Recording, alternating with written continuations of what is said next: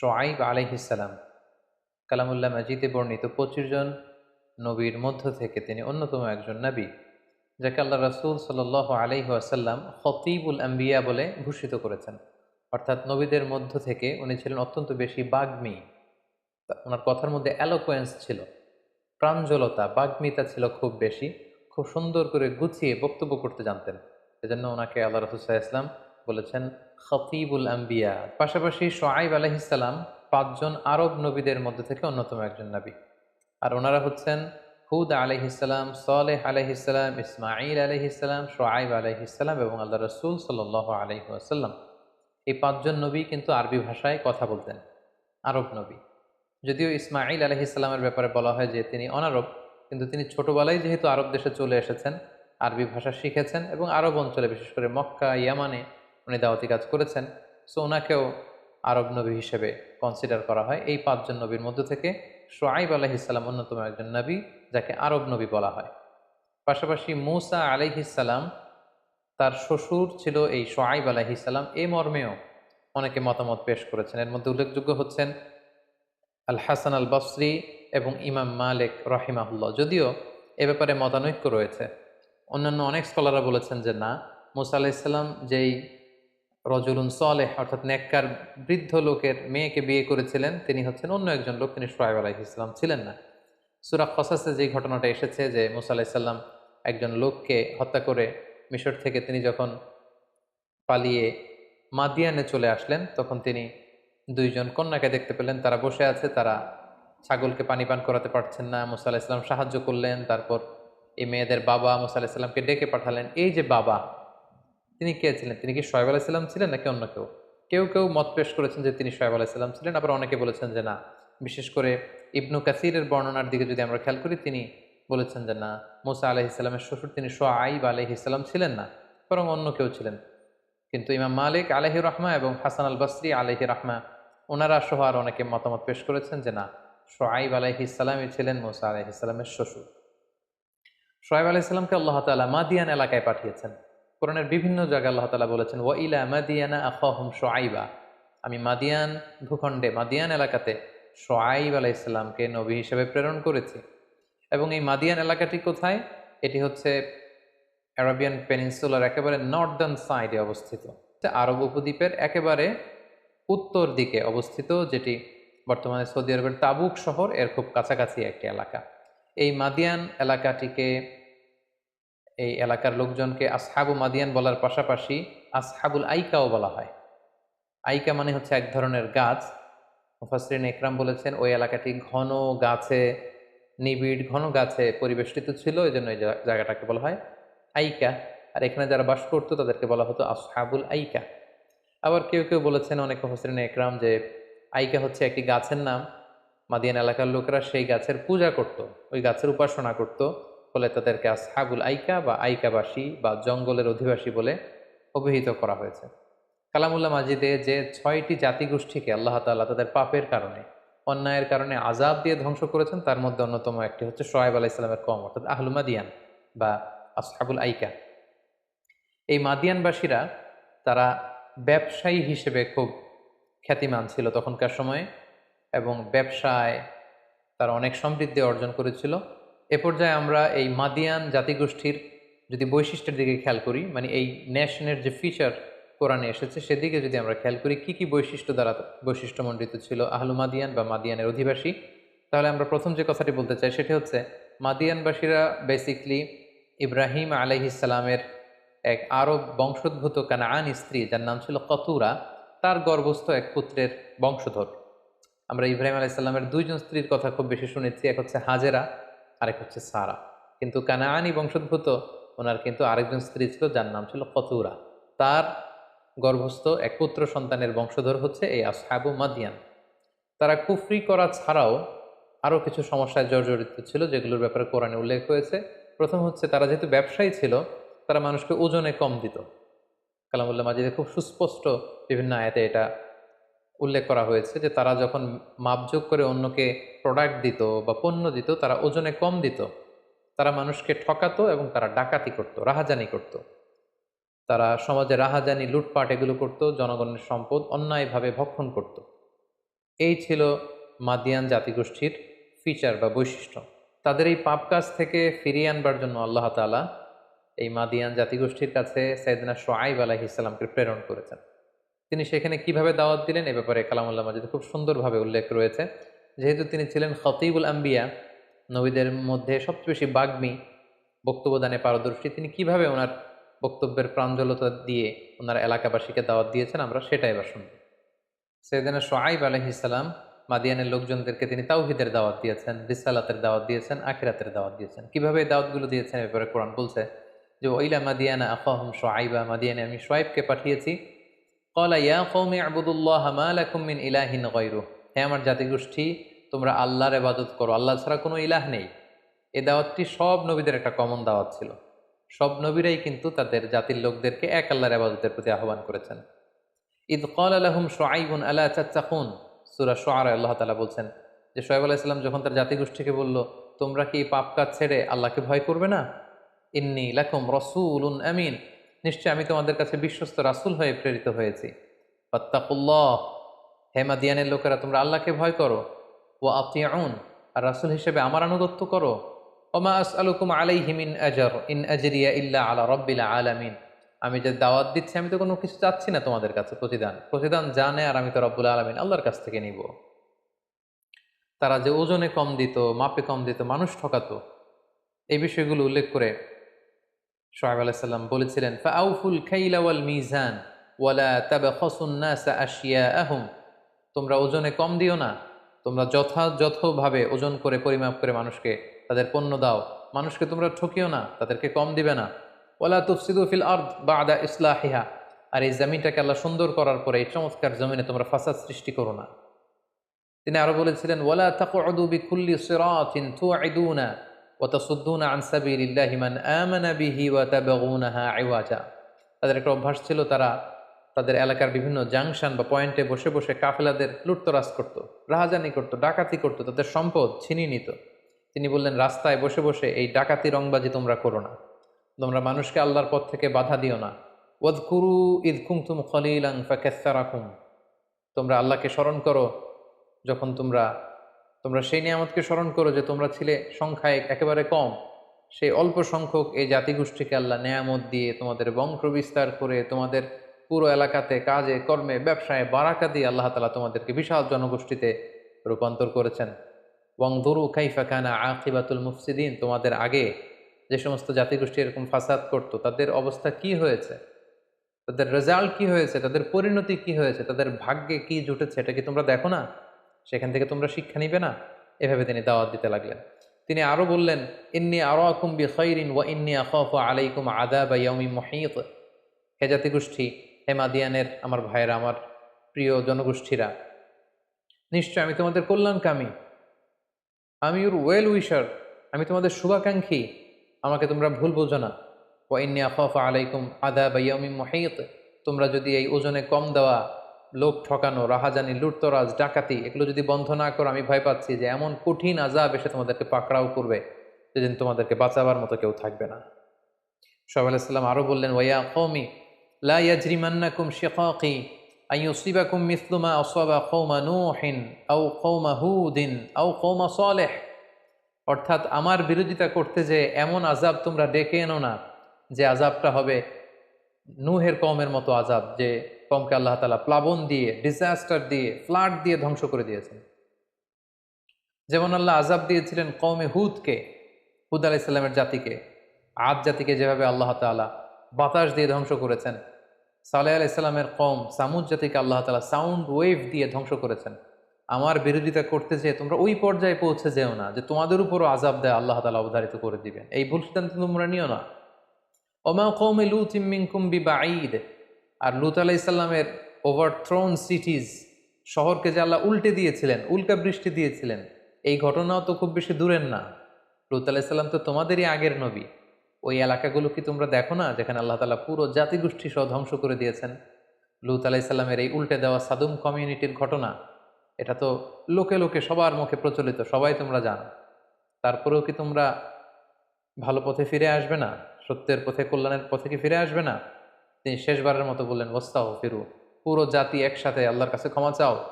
ওয়াস্তাগফিরু রাব্বাকুম সুম্মা তুবু ইলাইহি, তার কাছে তওবা করো। ইন্না রব্বি রহিমুন ওয়াদুদ, নিশ্চয়ই আমার রব আল্লাহ তাআলা তিনি মেহেরবান দয়াময়।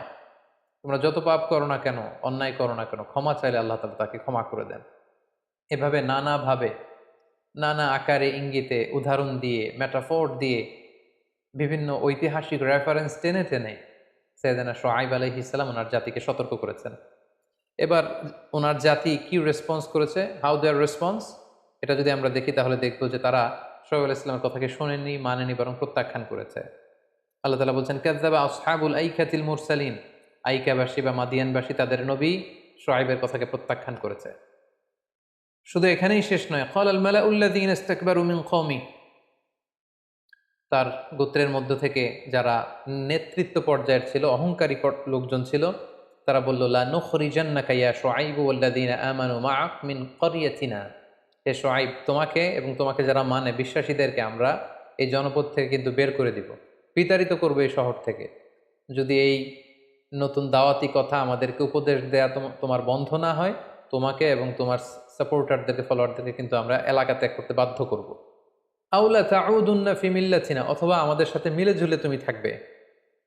আমরা মানুষকে ঠকাই, ওজনে কম দেই, আমরা লুটতরাজ করি, রাহাজানি করি, ডাকাতি করি। It's hour business, it's not your business. এগুলো নিয়ে যদি ক্রিটিসাইজ করো, এলাকা ত্যাগ করতে বাধ্য করবো তোমাকে।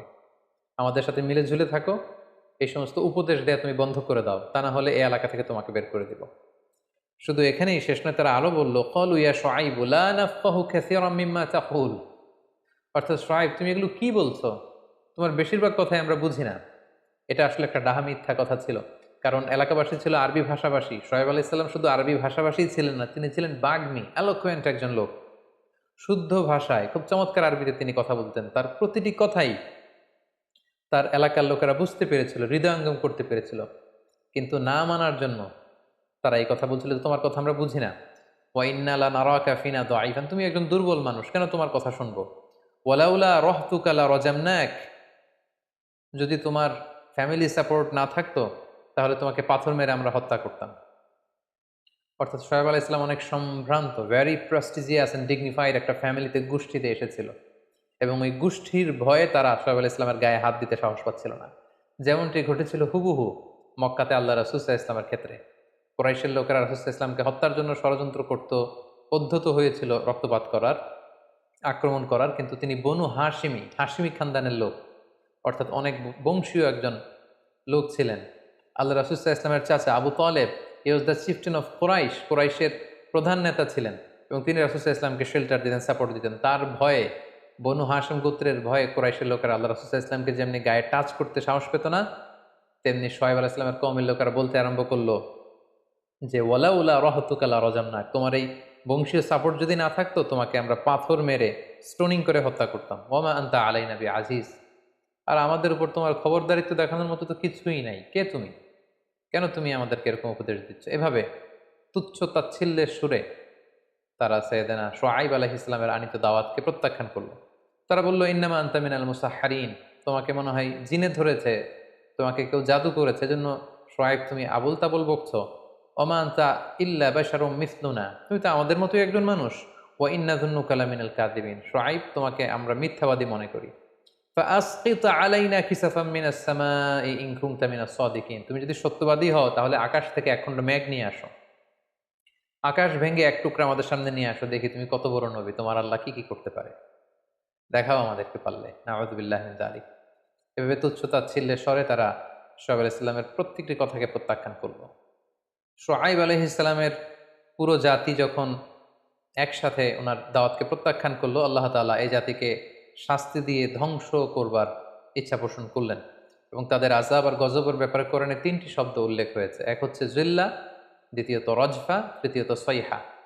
জিল্লা মানে মেঘের ছায়া, রজফা মানে ভূকম্পন, আর সয়হা মানে বিকট আওয়াজ, সাউন্ড ওয়েভ, বিকট নিনাদ। ব্যাপারটি কেমন ছিল আমরা সরাসরি কোরআন থেকে শুনি। শুআয়ব আলাইহিস সালাম তিনি বললেন, সর্বশেষে বললেন ওয়া কওমি আমালু আলা মাকানাতিকুম ইন্নী আমিল, হে জাতিগোষ্ঠীর লোকেরা, শেষবারের মতো বলছি, তোমরা যাই করো না কেন, তোমরা তোমাদের কাজ করো, আমি আমার দাওয়াত দিয়েই যাব, আমি আমার মিশন ভিশন নিয়ে এগোতেই থাকবো। তবে জেনে রাখো সাউফা তা'লামুনা মান ইয়াতিহি আযাবু ইউখজিহি ওয়া মান হুয়া কাযিব, তবে অচিরেই যখন আযাব গজব আসবে তখন তোমরা জানতে পারবে যে কে মিথ্যাবাদী ছিল। যখন এই আযাব এসে তোমাদেরকে অপদস্থ করবে তখন তোমাদের চোখ খুলবে। ওয়ারতাকিবু ইন্নী মাআকুম রাকিব, অপেক্ষা করো, আমিও অপেক্ষা করছি, দেখো কি হয়। ফাকাযযাবুহু ফাআখাযাহুম আযাবু ইয়াউমিয যুল্লাহ ইন্নাহু কানা আযাবু ইয়াউমিন আযীম। শুআয়ব আলাইহিস সালামের কথা যখন সবাই প্রত্যাখ্যান করলো, আল্লাহ তাআলা আযাব আর গজব পাঠালেন। আযাব আর গজবটা কেমন ছিল? মুফাসসিরিনে ইকরামগণ বলেছেন যে পুরো মাদিয়ানবাসীদের উপরে আল্লাহ তাআলা প্রচণ্ড অগ্নিদগ্ধ গরম পাঠিয়ে দিলেন এবং টানা ৭ দিন এই প্রচণ্ড গরমে এলাকাবাসী ছটফট করতে আরম্ভ করলো, অস্থির হয়ে গেল, তৃষ্ণায় গরমে পেরেশান। টানা ৭ দিন এই গরম বাতাস, গরম ওয়েদার, গরম অবস্থার মধ্য দিয়ে নাভিশ্বাস, মারা যাওয়ার মতো অবস্থা। সবাই তখন হাই হাই করতে আরম্ভ করলো, এত প্রচণ্ড গরম আল্লাহ তাআলা পাঠালেন। ৭ দিনের প্রচণ্ড এই গরম শেষে তখন আল্লাহ তাআলা একটা বিশাল মেঘের খণ্ড পাঠালেন, যেটাকে বলা হচ্ছে ইয়াউমুয-যুল্লাহ। অর্থাৎ ওই মেঘের ছায়ার ভেতরে আল্লাহ তাআলা এবার একটা কুলিং সিচুয়েশন পাঠালেন, প্রচণ্ড ঠান্ডা বাতাস বইতে আরম্ভ করলো। সবাই তো আনন্দে মাতোয়ারা যে এই গরম থেকে আমরা বাঁচতে শুরু করেছি, এই তো ঠান্ডা বায়ু। ওই ঠান্ডা বাতাসকে উপভোগ করবার জন্য ওই হিমেল বাতাসের নিচে, মেঘের নিচে যে তারা আশ্রয় নিল। সেই মেঘের নিচে যখন তারা আশ্রয় নিল তখনই আল্লাহ তাআলা আযাব পাঠালেন। আযাবের প্রথম ধাপ ছিল রজফা। আল্লাহ বললেন ফাকাযযাবু, তারা যেহেতু শুআয়বকে অস্বীকার করেছে, ফাআখাযাতহুমুর রজফা ফাআসবাহু ফি দারিহিম জাসিমিন। আল্লাহ প্রচণ্ড একটা ভূকম্পন, ভাইব্রেশন, একটা জালজালা, আর্থকোয়েক দিলেন। ওই আর্থকোয়েকে সবাই একসাথে চিৎপটাং হয়ে জমিনে পড়ে রইল। এরপর সাইয়েদনা জিবরাইল আলাইহিস সালামকে আল্লাহ তাআলা পাঠালেন। তিনি একটা বিকট নিনাদ, গগন বিদারে চিৎকার দিলেন। ওই চিৎকারের আওয়াজে, ওই সাউন্ড ওয়েভে পুরো মাদিয়ানবাসী কানের পর্দা ফেটে সব লাশ হয়ে পড়ে রইল। আল্লাহ তাআলা বলছেন, ওয়ালাম্মা জাআ আমরুনা, যখন আযাব আমি পাঠালাম মাদিয়ানবাসীদের উপর, নাজ্জাইনা শুআইবান ওয়াল্লাযীনা আমানু মাআহ, আমি শুআইবকে এবং বিশ্বাসীদেরকে মুক্ত করলাম, সেফ জোনে নিয়ে গেলাম, বিরাহমাতিম মিন্না, বিশেষ রহমতে আমাদের পক্ষ থেকে। ওয়া আখাযাতিল্লাযীনা যালামুস সাইহা, আর যারা জালেম তাদের উপর এই সাইহা, বিকট আওয়াজ, বিকট চিৎকার, বিকট সাউন্ড গ্রেনেড দিয়ে আমি ধ্বংস করে দিলাম। ফাআসবাহু ফি দিয়ারিহিম জাসিমিন, সবাই সেখানে মরে লাশ হয়ে পড়ে রইল। কেমন ছিল তাদের অবস্থা? কাআল্লাম ইয়াগনাউ ফিহা, তারা যে একটা জাতিগোষ্ঠী, একটা নেশন, একটা মাইটি নেশন যে সেখানে ছিল, দেখে বোঝারই উপায় নেই যে এখানে একটা জাতিগোষ্ঠী ছিল। ধ্বংস করে আল্লাহ সব শেষ করে দিলেন। আলা বু'দাল লিমাদিয়ানা কামা বা'iদাত সামুদ, আল্লাহ তাআলা বললেন মাদিয়ান জাতিগোষ্ঠীকে আমি এভাবে ধ্বংস করলাম যেভাবে সামুদ জাতিগোষ্ঠী ধ্বংস হয়েছে। কারণ সামুদ জাতিগোষ্ঠীকেও আল্লাহ তাআলা এই বিকট আওয়াজ দিয়ে একেবারে ধ্বংস করে দিয়েছেন। এবং ঠিক এভাবেই এই আসহাবুল আইকা বা আসহাবু মাদিয়ান বা শুআয়ব আলাইহিস সালামের এই জাতিগোষ্ঠীর পতন ঠিক এভাবেই মাদিয়ান এলাকার মধ্যে ঘটেছে। সম্মানিত, শুধু এ পর্যায়ে আমরা কিছু লাইফ লেসন নেওয়ার চেষ্টা করব শুআয়ব আলাইহিস সালামের জীবনী থেকে। প্রথম যে লেসনটি আমরা পাই সেটা হচ্ছে, আমরা যারা ব্যবসা করি, আমরা যদি প্রোডাক্ট দেওয়ার ক্ষেত্রে প্রোডাক্টে কোনো খুঁত থাকার পরেও সেটা মানুষকে না জানাই, আমরা যখন পণ্যে কোনো ভেজাল মিশিয়ে দেই, আমরা যখন কাউকে ওজনে কম দেই, পরিমাপে মাপে ঝোঁকে কম দেই, ৫ কেজির পণ্য যখন আমরা ৪.৫ কেজি দিয়ে এটাকে ৫ কেজি বলে চালিয়ে দিতে চাই, এটা কিন্তু সুস্পষ্ট একটা ডিসিভিং, এটা একটা চিটিং। আমরা চিট করছি তার সাথে। এবং আপনি যদি আপনার ব্যবসাতে চিট করেন, তাহলে আল্লাহ তাআলা লানত-প্রাপ্তদের অন্তর্ভুক্ত আপনি হয়ে গেলেন। আল্লাহ তাআলা কোরআনের বিভিন্ন জায়গায় বলেছেন, ওয়াইলুন লিল মুতাফফিফিন, যারা ওজনে কম দেয় তাদের জন্য ধ্বংস, তাদের জন্য লানত।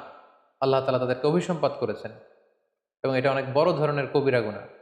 তাই আমরা যারা ব্যবসা করি, আমরা যেন কাউকে না ঠকাই, আমরা যেন কাউকে ওজনে কম না দেই। সে যতটুকু পাওয়ার উপযুক্ত, যতটুকু তাকে দিতে হবে, সেই পরিমাপই যেন আমরা দিই। কারণ সাইয়েদনা শুআয়ব আলাইহিস সালামের যে কওম মাদিয়ানবাসী, তারা কিন্তু এ কারণেই ধ্বংস হয়ে গিয়েছিল যে তারা ব্যবসায়ী সম্প্রদায় ছিল, আর তারা যখন পণ্য কেনাবেচা করতো তারা ওজনে কম দিত। তাই ওজনে কম দেয়া এটা অনেক বড় ধরনের একটা পাপ কাজ, যেটা কবিরা গুনাহ, এবং এ কারণেই এই জাতিগোষ্ঠীটি ধ্বংস হয়ে গিয়েছিল। তাই আমরা যারা ব্যবসায়ের সাথে জড়িত, আমরা যেন কখনো ওজনে কম দিয়ে আমাদের ক্রেতাদেরকে না ঠকাই।